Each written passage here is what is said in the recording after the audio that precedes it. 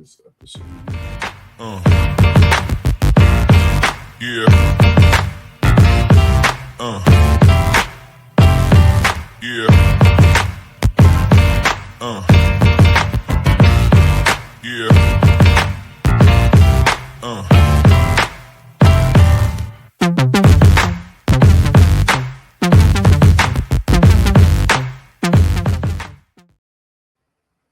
What's going on, everyone? Welcome to River City 93, your number one source for all things Richmond Kickers. I'm your host, as always, Elliot Barr, and joining me is a man who had to brave the rain and cold of City Stadium during a USL Cup game. It's Mr. Matt Myers. How are you doing, sir? I am dry and warmer. Yeah, not necessarily in that order, but that was physically a tough one last night. It was. I don't know about most people, but for me, I know I can either do one or the other. I can either be cold or I could be wet. I don't like to be both. So for all of those who braved it out last night, congratulations, you did great. I know that he said the number of people attending the game was like 3.4. I swear by the end of the game, it looked like it was maybe like 200 people there left. Yeah, it definitely cleared out at halftime. Going getting out of the concourse, for being really honest. Halftime and just kind of walking around trying to keep warm. And there was just steady stream just out into the parking lot at that time. Hard to blame them, for that.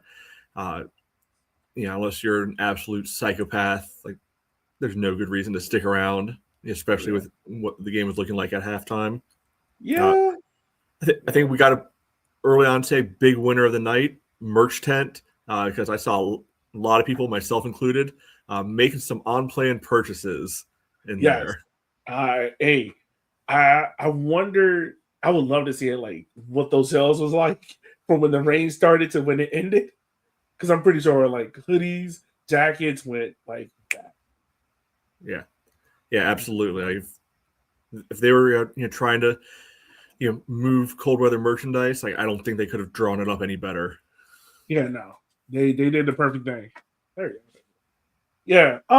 So we're here to talk about obviously a 2-1 loss in the USL Cup, also known as the Jägermeister Cup, or now known as the Prinix Tire Cup, whatever you want it to be called. Matt, is it fair to feel conflicted about this game?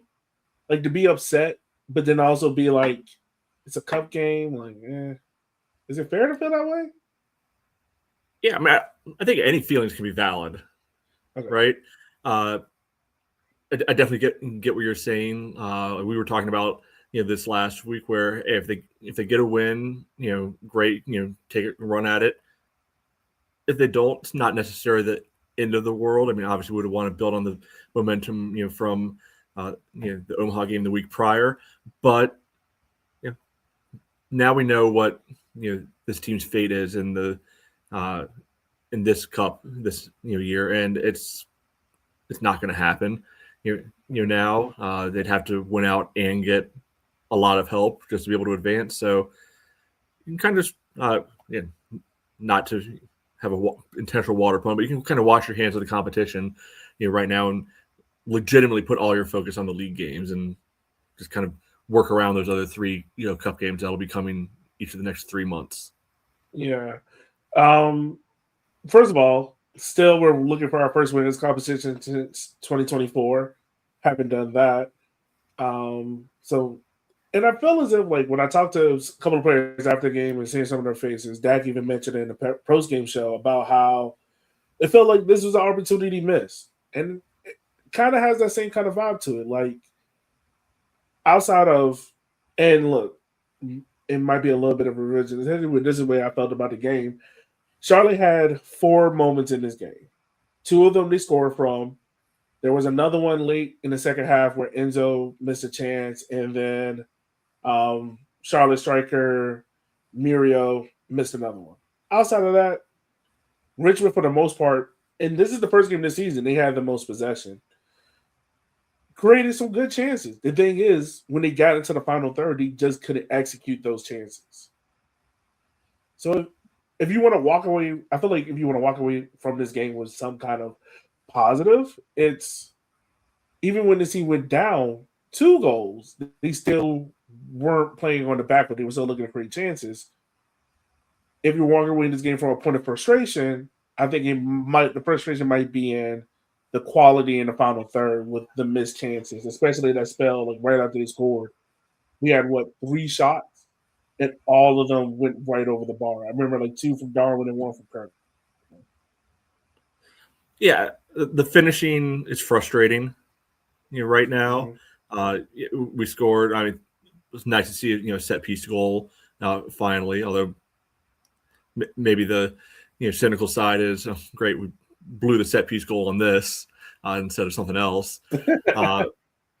But yeah, like you just looking at the difference between an old Enzo Martinez, like that guy's been around for a long time now. Yeah.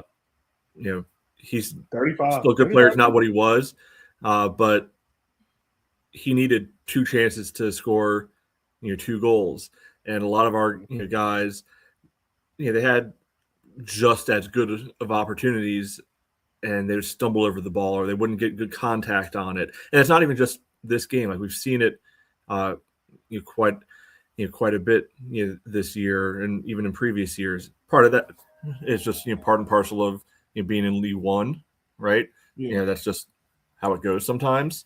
You're not going to get the top tier guys because they would be in the top tier if they were consistent. But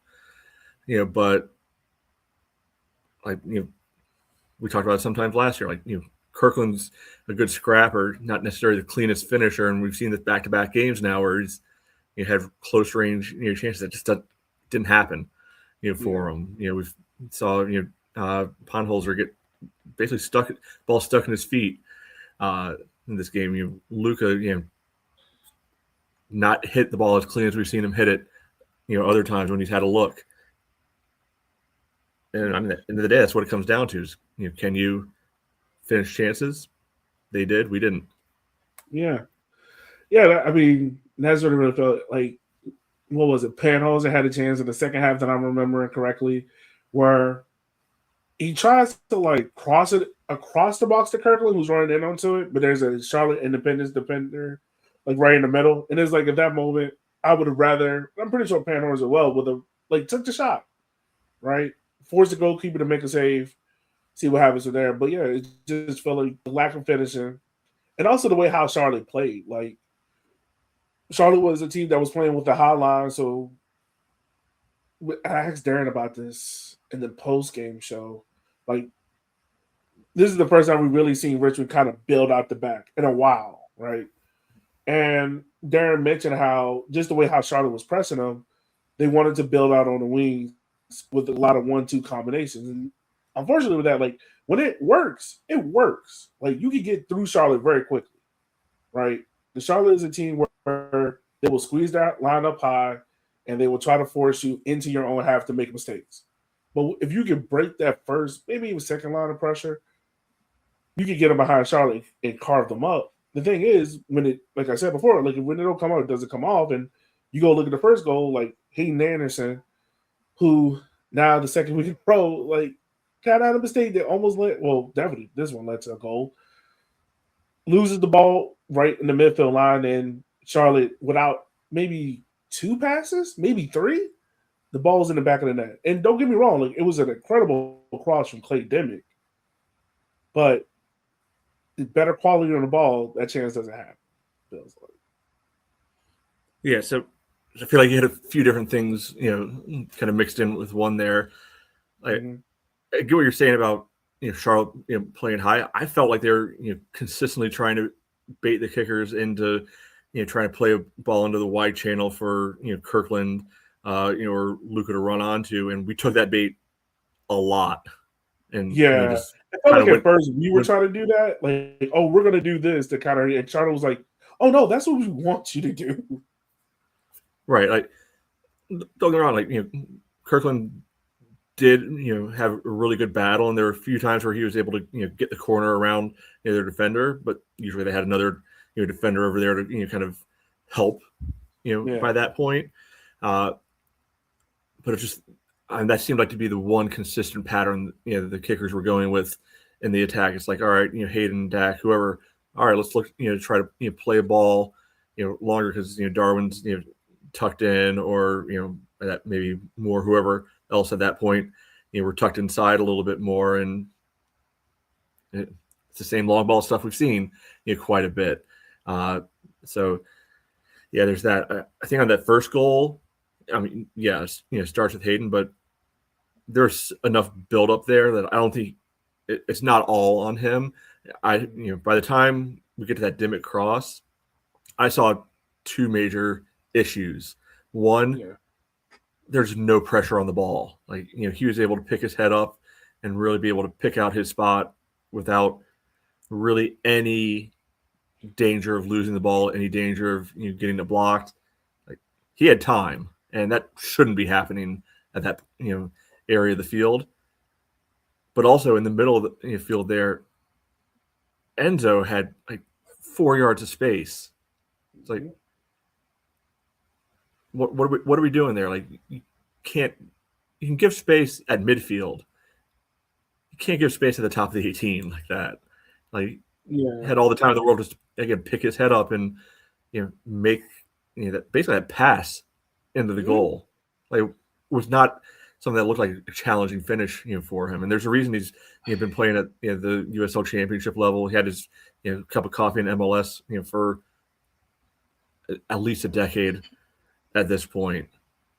Because he's technically a very good player, and that'll stick around even after the physicality and athleticism starts to wane.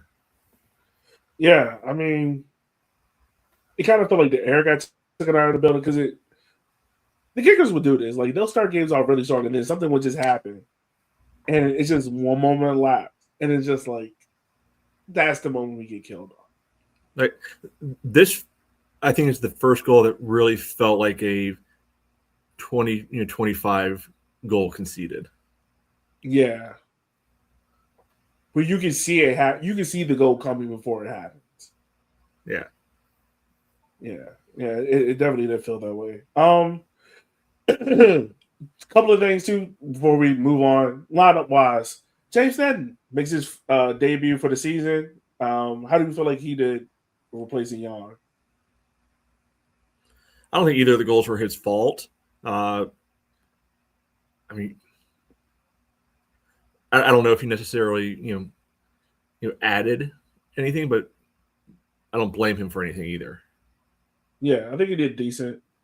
I think the biggest thing was I just want to see him be commanding in the box, and make some good saves. He did make some good. I will say this: he made some good saves. There was that one moment, I think, right after Charlotte scored, maybe in the 20th minute, there was like a goal mouth scramble. Sam Layden cleared it off the line, but like maybe 5 seconds before that, Sneddon made like a good save. Right, he didn't do everything right. Right, the ball still kind of bungled around in there, which led to saying Layden clearing it off the line, but he made some good saves. And then the other change that we saw in Darren's lineup was O'Malley coming to that center mid spot. Austin was put to the bench. O'Malley's been a guy that's played in multiple spots. We've seen him at center attacking mid right now. We've seen him at left mid. We've seen him at CDM. Is he a utility player for the Kickers, or is it like, hey, I don't know how to put this. Like, does he have one spot that he can thrive in, like playing and thrive in, or is he's Darren's utility player and he kind of just fills in holes wherever, like the Justin Suko role or whatever? I mean, it's looking like that so far, doesn't it? Because he's bounced around as like a quasi wing, a little bit in the more advanced midfield spot. He dropped deeper today. We know that past years he had played fullback spot in some of his previous stops. So whether whatever you want to think about the should be side of things, it definitely seems like he is playing the utility role. I don't know if that's serving him well, necessarily, because I don't think he's necessarily stood out, in any of the spots, so far. And I gotta believe, getting consistent reps, with one role, with one, kind of mission in mind is helpful in the, grander scheme of things. Like we're seeing kind of with Hayden, this year. Like last year, he was a little bit in that spot of, all right, we need a winger, we need a midfielder. Hayden, you can probably do this. But now that he's kind of found a home at left back this year, ignore 5 minutes ago conversation. He's been doing quite well, and I think it's getting those reps that's made the difference for him. So, yeah, I'm not sure what that spot would be for O'Malley. I'm not sure what he kind of is. He's almost like the new Chandler in that way, except he isn't scoring a lot of goals with his head. Yeah. At the start of the year, if you would have asked me like where O'Malley would have played, I probably would have told you he probably would have been a center mid, right? Like I can see him playing in the center mid space. Occasionally, he might go out to the left wing, here or there. But so far, I can't pinpoint what position he thrives at. Like, if you put him at left wing, he's not explosive enough to beat anybody one-on-one.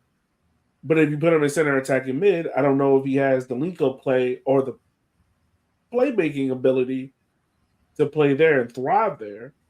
Or if you put him in center defensive mid, does he have the defensive skills and the physicality? Well, I'll take back the physicality part.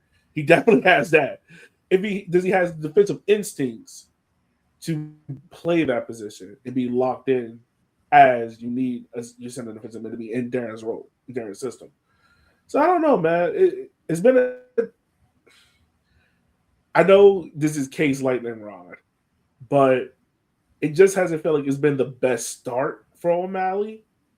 And maybe like once guy gets healthier, maybe he just needs like a couple of games on the bench just to reset and show us his real quality. I'm not writing him off or anything. It's just, he just hasn't been as bright as what I thought he would be. Yeah, I think that's fair. Yeah. Neil Sorford got an assist in this game. Got an assist to Sam Lane. He's looked very impressive so far, coming back from his injury. Yeah, I mean, I think he's brought something good to the midfield. The ironic thing is, I think the thing that he's been the worst at is actually his delivery on set pieces. Yeah. Because how many corners have we had where it's not getting past the first man? Like that is frustrating. He had a couple. Fairness, he had a couple of good ones outside of the assist, in this game. So we know that he's capable, of it, and I think that's what makes the crap ones feel that much worse. Yeah, it's almost as if this might be a rare analogy, but you know how like Neil was so great at getting assists from set pieces. Oh, he's definitely a stat patter there. Yeah, like from set pieces, but he would tend to struggle to get assists from like open play. It feels like the opposite with Neil's. Like Neil struggled to get assists from set pieces, but he'll get his assists from open play. I don't care where they come from. If assists are coming, that means we're scoring. So I mean, it's just interesting. Yeah, I mean, I don't know. Like this game, it definitely felt like a game that was on a nice sense. It felt like a game that the kickers had the ability to win, or at least draw, but just mistakes, whether that was a build-up or just costly turnovers at the wrong moment or not finishing their chances. Well, yeah, I mean, kind of talking about big mistakes, like that second goal. I mean, it was just an absolute meltdown, right there. Like, how do we have a throw in deep in their box, and then 5 seconds later, literally old man Enzo all alone on a breakaway, and nobody can catch him? Like, no, how does that happen? Like, there had to be multiple missed coverage rotations over there, because like that he collected the ball damn near midfield and still had clean one-on-one breakaway. Like, and the crazy thing was, I think, like watching it, like as the throw-in happens, and Darren mentioned this in the postgame as well about how he was upset that they pushed up too high. So apparently there was a defensive lapse. Apparently they weren't supposed to be as high as they were.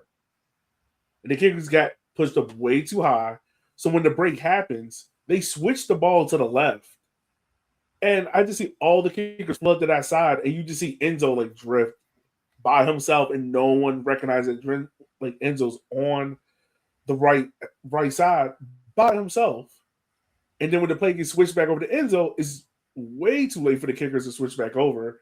And at least then 1-on-1 with Enzo, who can pick where they decide to go into. But yeah, it was a huge defensive lapse. Like, I don't know if there was a breakdown or what, but it was. I mean, it had to be like there's no, like even if it was a fast player like Maru or Ortiz or somebody like that, still inexcusable. Yeah. But when it's the slowest guy on the field, and he's still got the clean break and nobody's able to recover it, and I'm sure he actually was trying, but the replay does not do Dak any favors. Just watch him try to run back and chase him down, like not the best look, but we do know that could be deceiving sometimes, especially when you're trying to cover a misassignment. Yeah, like it just felt like a series of misassignments. Like it felt like somebody was supposed to be covering the left side, but then when the left side got flooded with everyone flooded to the left. So then they forgot about the right, and it's just a mess of errors. But yeah, I mean, you get beat on 2 counterattack goals like that.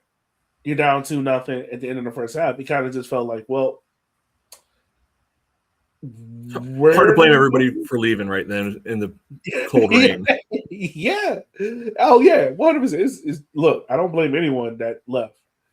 Yeah, I mean, it's also hard, and I mean, the way how the kickers were playing,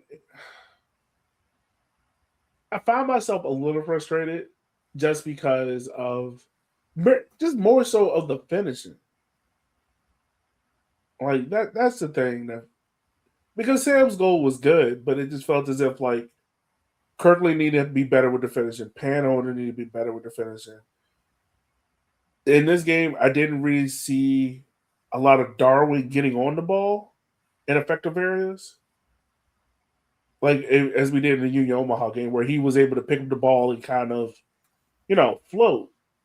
I didn't see a lot of that in this game, and I don't know if.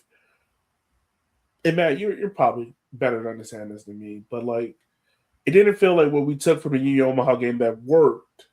We translated it over to this game to build upon it. That makes sense. Yeah, I mean, I think that can be part of it. I also think you got to consider the game state. Yeah. We go down 2-0. Charlotte is completely different than Omaha had to the whole time, right? They can be able to sit back. They can basically be able to say, "Hey, here's the ball. Prove to us that you can beat us without kind of just pure counterattacking, because that's what you've mostly shown you're capable of." All right, we know Darwin wants to be able to do this because we've played against him multiple times before. He's not going to do it. One of y'all other guys, you beat us, and I mean it's hard to say it didn't work for them. For the most part, again, there are other opportunities where you can say, yeah, maybe we should have scored. In fairness, there are probably also a couple others. There absolutely were a couple others where you look at like how did Charlotte not score, like that one when Sam eventually cleared it off the line. Yeah, they had a guy completely whiff on the ball from 6 yards out all alone. He did. He absolutely did. I was like, whoo, that's going to make me feel a little bit better. Yeah, so I think a lot of it was Charlotte had a game plan, and we allowed them the opportunity to execute it. Like, I think how many games are we in now? Counting all the different cup games, probably like, what, 8 or 9, something like that. Let me see. Somewhere around it. Hold on, I'm pulling. Come on, Yeah. load. What I don't know about this team yet is if they're going to be equipped to be able to play from behind. I think straight up at a tie game they're fine. I think they can actually be really set up well to be able to try to hold a lead. Yeah, I don't know if they've got the right pieces together to be able to scrap one back. And just because they don't look as strong when they have the ball when they're trying to break down a set defense yet. Yeah, and see that's the conflicting thing because so much of this year has been the kickers not without the ball. Like it's been we talk so much about the kickers' lack of possession, and like you said, Game State changed that. Where Charlotte is like, hey, we're going to give you the ball, and I wonder if you give Darren a second crack at this game, does he change it and be like, look, instead of us trying to build out the back and try to beat Charlotte press, we go to what works before of, yeah, you play those long balls. And this is, I'll bring up that point later, but play those long balls and try to almost set up shop in front of your own 18 and force Charlotte to try to break you down because Charlotte's not a team that's comfortable on the ball. And they're a team that's extremely quick with the very young players they have. Like I think Alex was telling me they got like 3 or 4 teenagers from LEFC2 that are starting for them that are extremely quick.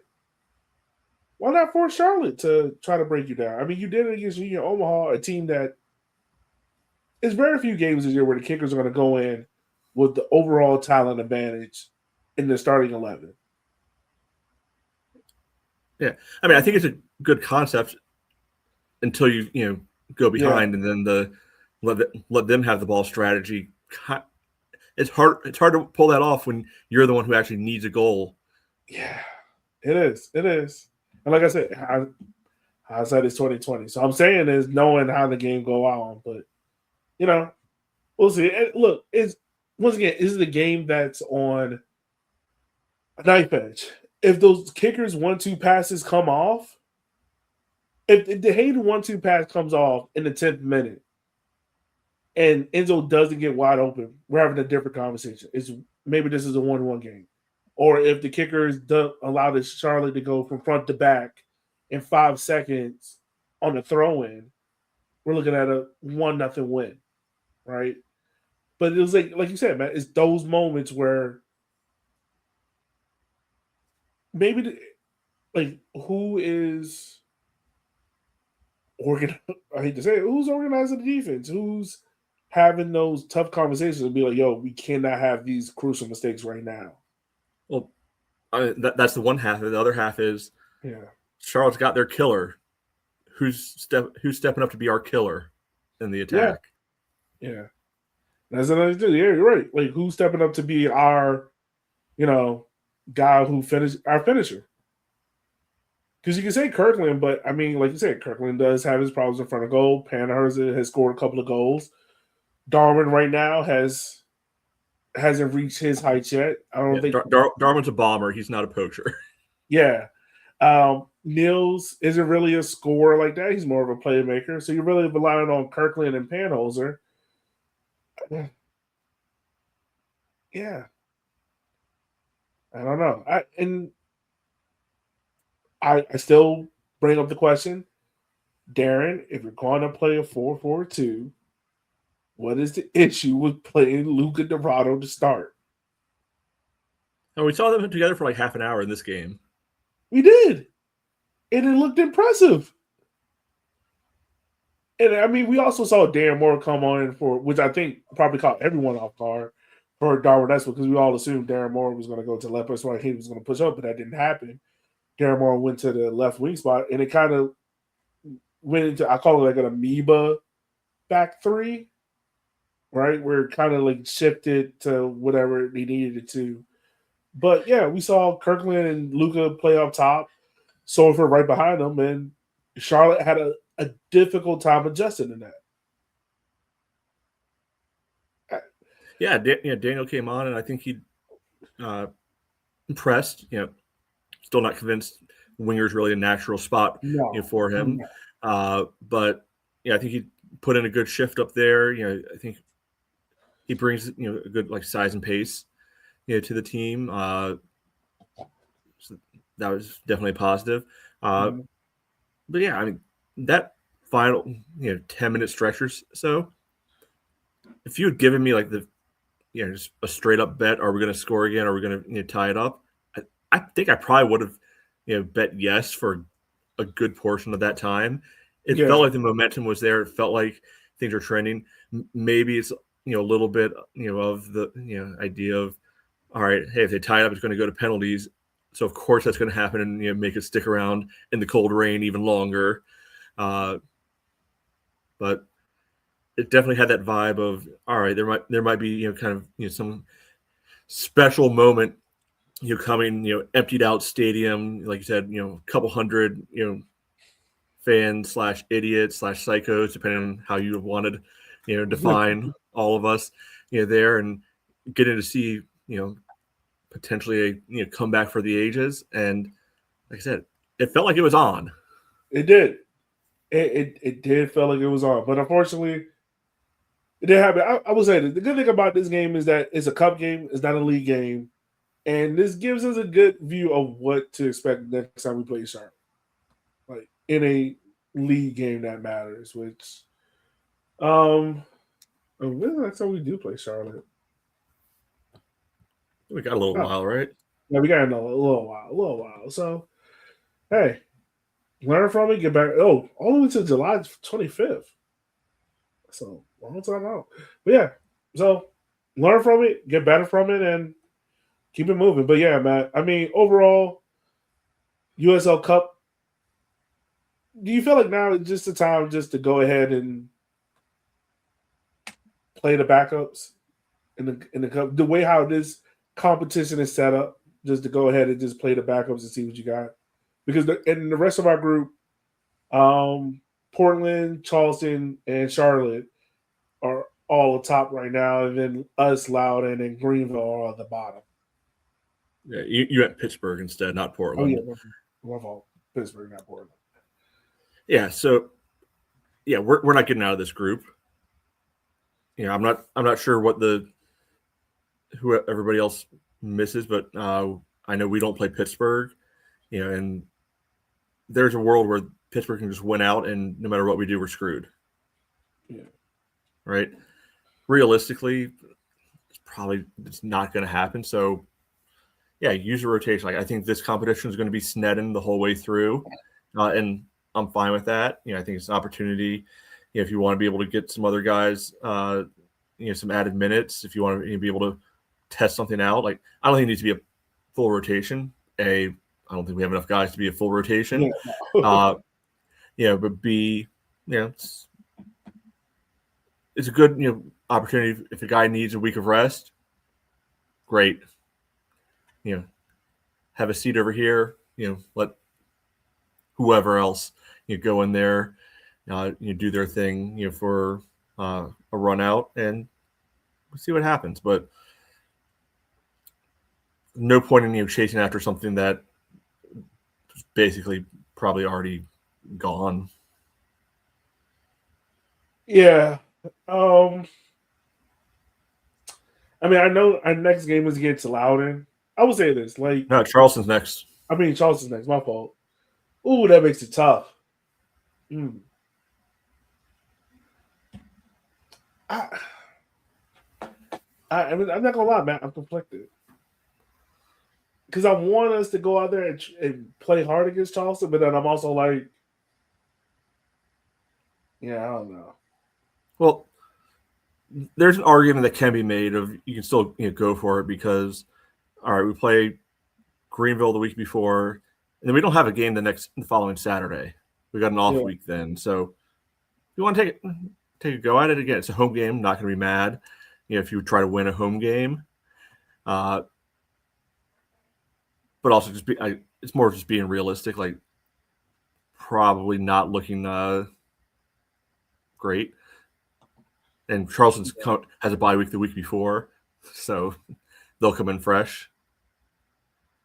And they won their first game against Loudoun, so that's probably a competition that they think that they can make a legitimate run in.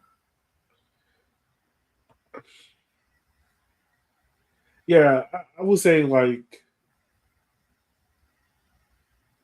if you can pick up a good win against Greenville, I'm cool. Maybe resting some guys for that Charleston game.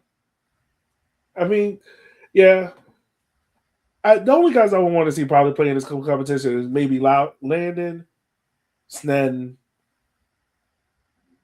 Beckett, and give O'Malley like a secure position to see how he does. And if Ethan Koss is ready to come back, or Sean Vinberg, maybe try them out in this game, play them 50, 60 minutes, and then pull them off. And then go from there. Yeah. But yeah, I mean, it'd be fun to see how it goes. But yeah, I mean, the inches in the cup is kind of over. It'd be great to get a win, kind of break that slide. But and right now, my full attention, maybe like 90% of my attention is on the league and 10% is on the cup at this point. Yeah, that's reasonable. Yeah. So, also, new things to talk about. New signing for the Richmond Kickers on a 25-day contract. My apologies. The Richmond Kickers signed Joshua Erlitzson. Picked him up on a 25-day just to play in the defense. Played at Loudoun United last year. It had 4 games and actually scored a goal. I'm not going to ask you to analyze him, Matt, because I'm not going to lie. We probably have no idea who this guy is outside of just the signing here. But what do you think Darren thinking is with getting this defender in, especially on a 25-day contract? I mean, I think the story is that Vinberg and Cause are nowhere close, and they don't like their cover options right now center back. So bring him in. It's a little weird to me that he didn't play in this game, even as a sub, because if you're timing him out for a 25-day contract, I would think you try to maximize that. Yeah. But whatever. Yeah, he was with Loudoun on a 25-day contract last year. So you're only going to probably find but a certain level of guy available at this point on a 25. So I would think this is more of a tryout kind of situation. If it hits, maybe they bring him on full time, and if he doesn't, well, he's gone in 3 weeks and whatever. Yeah, I mean, his contract literally will run from this game all the way until I believe the Charleston game. Funny enough, if the Kickers have a game midweek against Chattanooga, it will run out before that game, so he'll miss that game. But I mean, well, unless they convert him to a full. Yeah. Which I'll be conflicted about signing a defender full time. If you're not really going to use them, I would rather use that spot with the limited budget we got on an attacker. But that's neither here nor there. Yeah, I mean,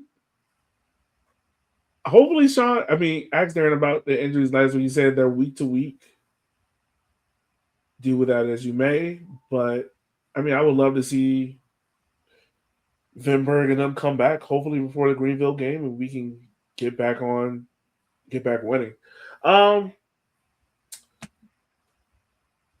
Next game we have is Friday. We play Westchester FC.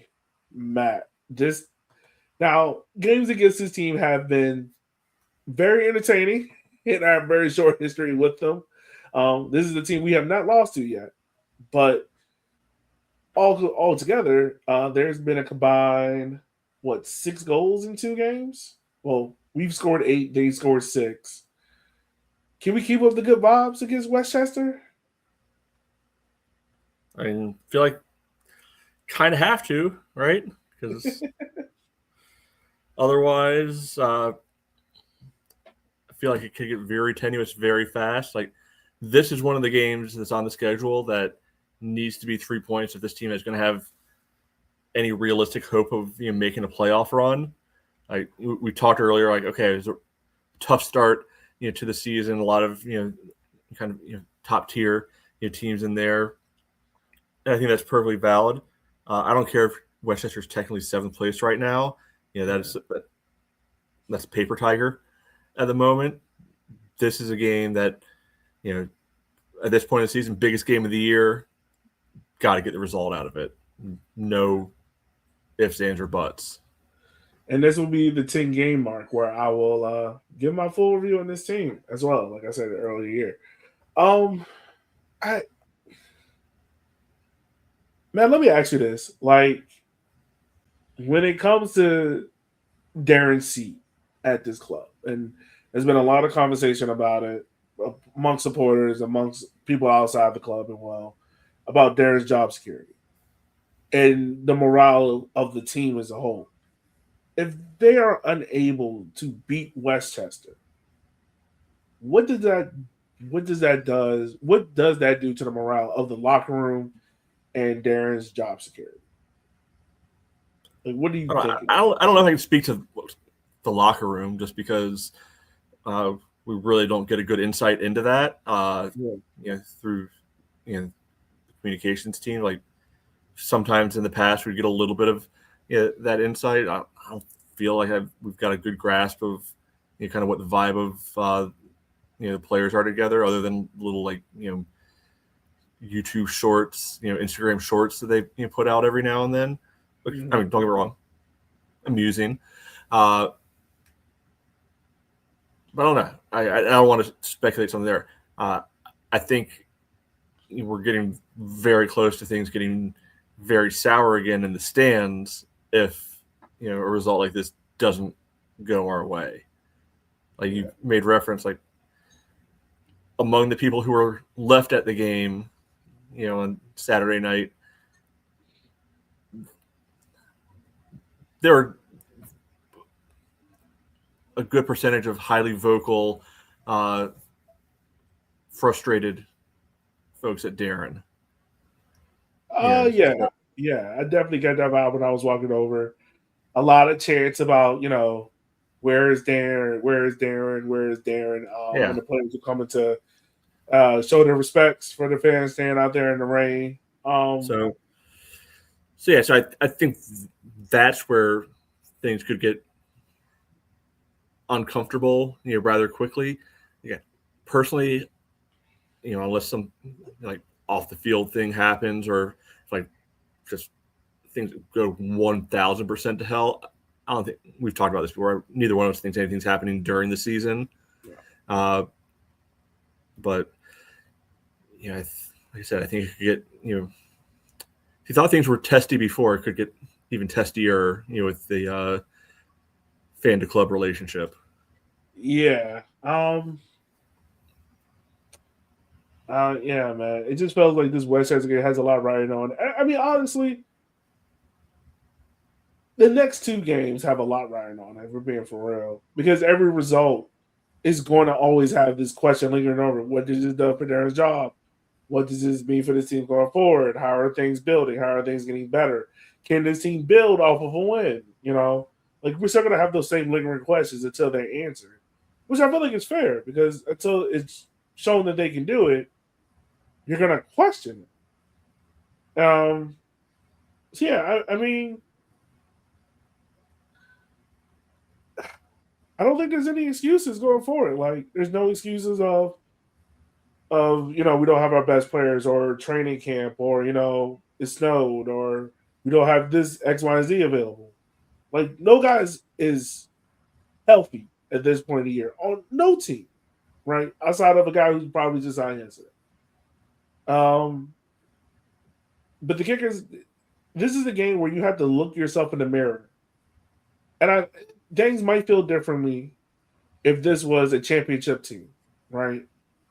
But this isn't. This is a league rival and a team who was at the upper half of the USL League One table, and you didn't show up. And it's got to be a lot of looking in the mirror about how do we correct this, and how do we not have this become a slippery slope where May 30th, where we play Boise at home, we're kind of just like, all right, it is what it is at this point. You don't want to have that. Yeah, so Yeah. biggest game of the year. Yeah, it's crazy to say that 10 games in against Westchester. That's the biggest game of the year. Um, Anything else for you, Matt? I feel like this is a quick episode, but there's no point in going all in depth. I mean, we did go in depth about the League Cup game, but it's USL Cup. Anything else for you, Matt, before we wrap up? No, I mean, big respect to anyone who stuck it out.